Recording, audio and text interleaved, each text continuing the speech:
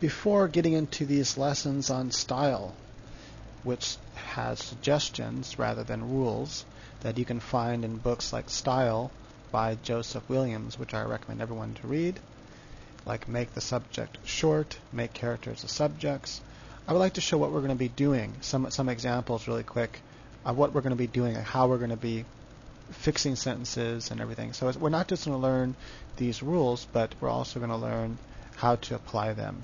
So here's some quick examples. Let's look at this sentence here. So this is a common problem. That's why I just want to show this example first. A common problem with beginning writers, especially younger writers, is that they'll write what's called stringy sentences. They'll use a lot of and to connect sentences, a lot of so's to connect sentences, and buts and so forth. So in other words, they'll write a lot of compound sentences. And this is an example of a stringy sentence. The bag was too heavy to carry, so we dragged it. And eventually the bottom wore through, so we left a trail of cement up the sidewalk and across the lawn. So how can you remove stringy sentences, and how can you get used to not writing them? Well, there's nothing wrong with like writing, using this first part. The bag was too heavy to carry, so we dragged it. Using sentences like that once in a while is fine. But when you have this long stringy thing, we don't want it. So you could just, leave that first sentence and drop the and start with eventually. And then, put a comma after it. And then you don't want to have another so because you already used one, so you're going to have to change that, right? So here's some ways we can do it. One, you can try to find similar ideas within a sentence, things that are repeated. So what's repeated in this sentence? The bag was too heavy to carry, so we dragged it. That is, the bag is repeated here 2 times. The it is the bag. And then we have, and eventually the bottom wore through, so another part of the bag. And so we left a trail of cement up the sidewalk. Okay, so then they're repeated again now.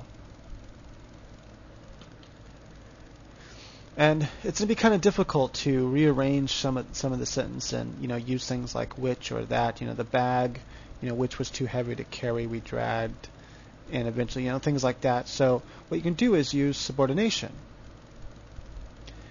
and that would actually be subordination too, like using a which clause, whatever. But using because or although, starting a sentence with things like this, for, or like there's a lot of different ways you can subordinate.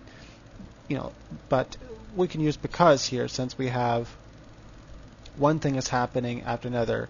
That is, usually when you use so, you can then change it to because or since. Some people, recommend not using since to mean because. I'm really not sure why. I think it sounds better oftentimes. Like here, I think since sounds better, but since some people think that it shouldn't be used to mean because, I just put because there.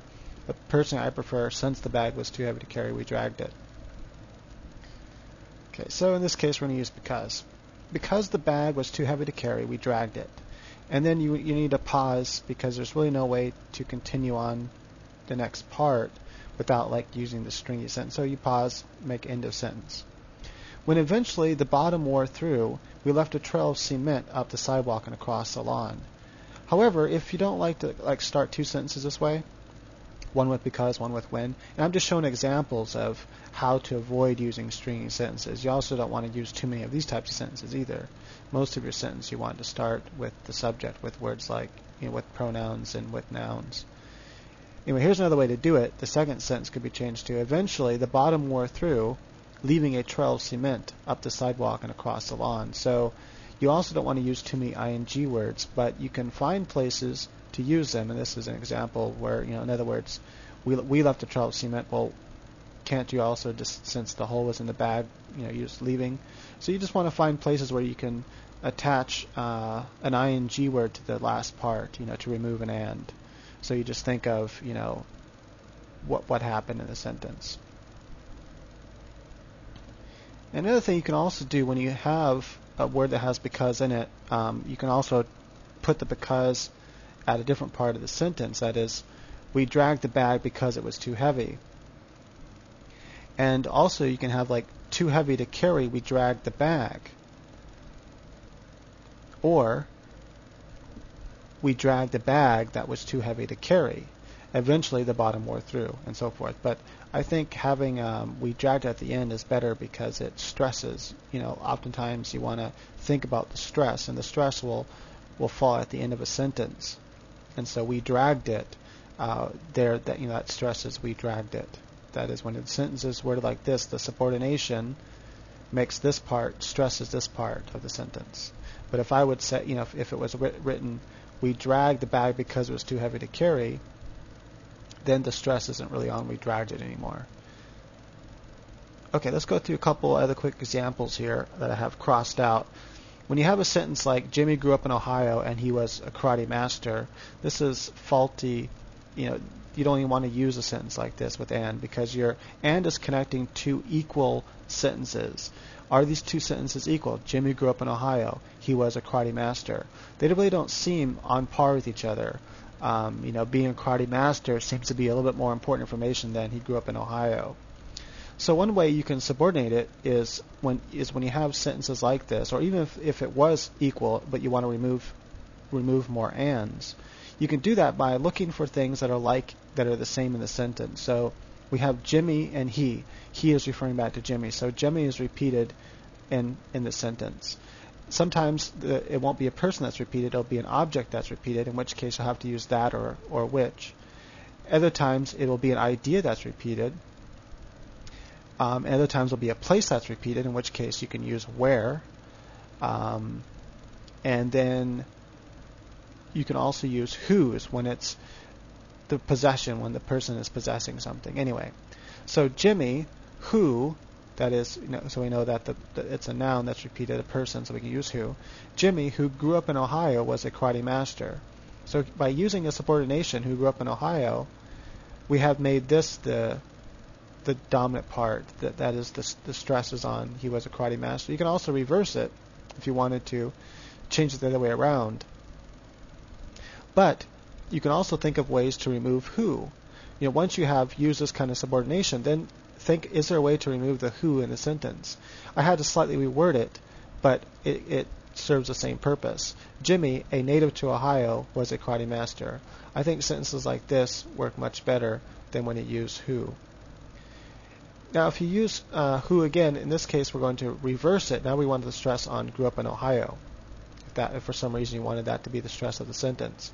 Jimmy, who was a karate master, grew up in Ohio. Now this we don't have to reword. It's really easy to cross this out. So whenever you have like who and which and that was and so forth, think about if you can just erase it. And if you'd have a cool sentence. So Jimmy, a karate master, grew up in Ohio. Here's another example. She hauled off into the kitchen, and her husband was cutting potatoes in the sink. These two sentences don't seem to be equal. Her husband was cutting potatoes at the sink. She hauled off into the kitchen. So you can use subordination.